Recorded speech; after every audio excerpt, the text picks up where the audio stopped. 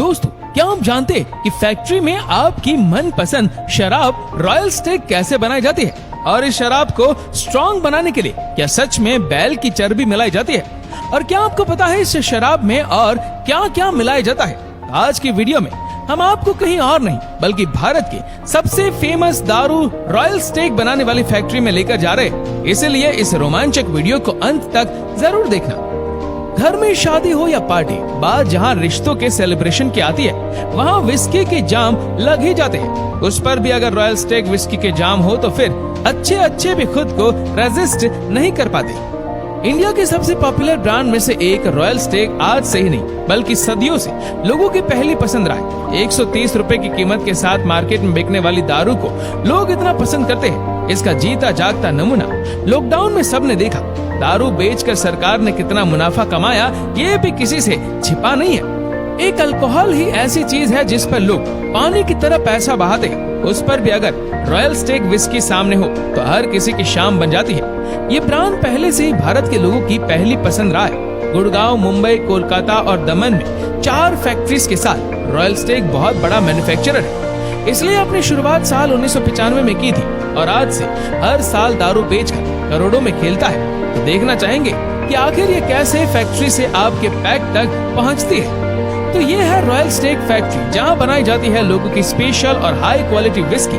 जी हाँ, वही विस्की जो कई शराबियों को तलब शांत करती है, उन्हें जिंदगी की मोह माया से आजाद फील कराती है। इसके मदहोश कर देने वाले नशे को बनाने के लिए फैक्ट्रीज में कई वर्कर्स काम करते हैं। सबसे पहले उनका काम होता है कि खेतों से आने वाली फ्रेशली हार्वेस्टर गेहूं और मक्के को मोल्टिंग के लिए तैयार करें। डायरेक्ट खेतों से निकालकर फैक्ट्री में प्रोडक्शन के लिए इस्तेमाल करने से पहले उन्हें अच्छे से पानी में भिगोकर साफ किया जाता है। वैसे बता दें कि मोल्टिंग प्रोसेस के 3 स्टेज होते हैं। पहली स्टेज में अनाज को भिगोया जाता है। जब वो साफ होता है तो बारी आती है उसे जर्मिनेट यानी अंकुरित करने की और आखिर में सुखाने की।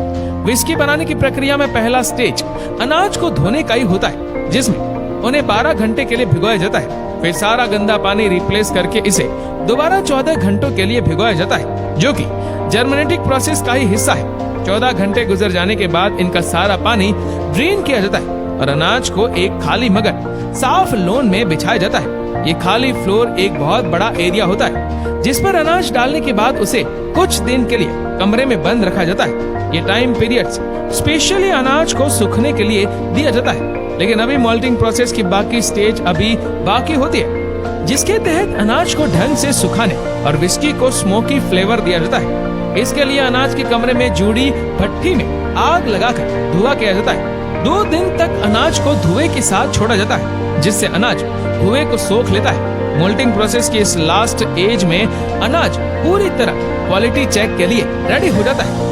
अब वर्कर्स का काम होता है कि अनाज की क्वालिटी चेक करें और उसे ग्राइंडिंग के लिए तैयार करें। एक बार क्वालिटी को ग्रीन सिग्नल मिल जाता है तो अनाज को सीधे ग्राइंड करके उसे फर्मेंटेशन के लिए तैयार किया जाता है। ध्यान रहे, ये विस्की के लिए सबसे इम्पोर्टेंट स्टेप होता है। इसमें गलती की कोई गुंजाइश नहीं होती, क्योंकि इसमें अनाज को सड़ाने के लिए पहले उसे एक कंटेनर में डाला जाता है, जिसमें ईस्ट का पानी भी होता है। इन दोनों को साथ में इसीलिए मिक्स किया जाता है क्योंकि ईस्ट अनाज को बहुत तेजी से सड़ाने का काम करता है। फिर भी इसे पूरा होने में 2 दिन का समय लगता है।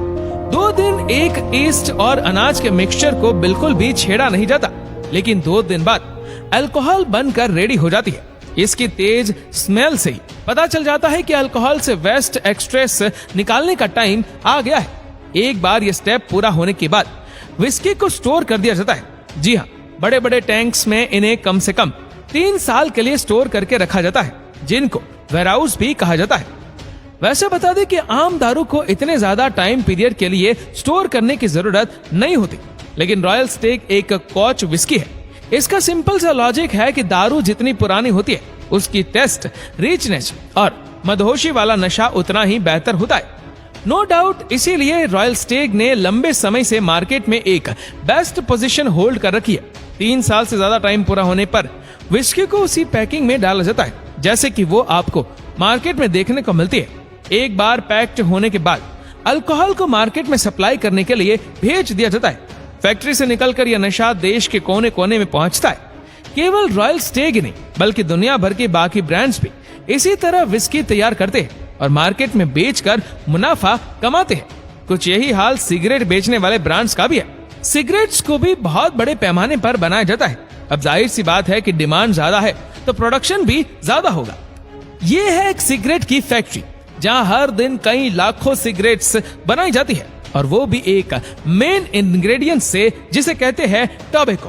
टोबैको के बिना सिगरेट नहीं बनाई जा सकती, इसीलिए इसके प्रोडक्शन के लिए ग्रीन हाउस नर्सरी का सहारा लिया जाता है। पौधे को बड़े हो जाने पर उन्हें बड़े बड़े खेतों में लगा दिया जाता है, लेकिन इसकी खेती केवल काली मिट्टी पर ही होती है। 3 से 4 महीने की कड़ी मेहनत के बाद टोबैको लीव्स पूरी तरह से ग्रो कर जाती है और उन्हें हार्वेस्ट करने का सीजन आ जाता है। इनकी पत्तियों को बड़े ही प्यार से तोड़कर फैक्ट्रियों में ले जाया जाता है, जहां सबसे पहली स्टेज में उन्हें सुखाया जाता है। हरी पत्तियों से मॉइस्चर सुखाने के लिए इन्हें लकड़ी के बड़े से फ्रेम में पिरोकर ऊपर लटका देते हैं। लगभग 21 दिनों में पत्तियां बिल्कुल ड्राई हो जाती है। अब इनमें से कुछ पत्तियों को सिगार बनाने के लिए इस्तेमाल में लाया जाता है, जबकि कुछ पत्तियों को सिगरेट बनाने की प्रोसेस से जोड़ दिया जाता है। स्पेशली बेस्ट क्वालिटी के पत्तों को सिगरेट बनाने वाली फैक्ट्री के हाथ सौंपा जाता है। सिगरेट की फैक्ट्री में सबसे पहले पत्तों को ग्राइंडर मशीन से बिल्कुल बारीक किया जाता है। अंदर का माल तैयार होने के बाद सिगरेट के रोल को बनाना जरूरी होता है। इसके रोल को बहुत ही पतले पेपर से तैयार किया जाता है। उसके बाद पेपर को रोलिंग मशीन में डाला जाता है। आगे से सिगरेट के रोल में बदलने की जिम्मेदारी मशीन की होती है और ये इस काम को बखूबी करती है।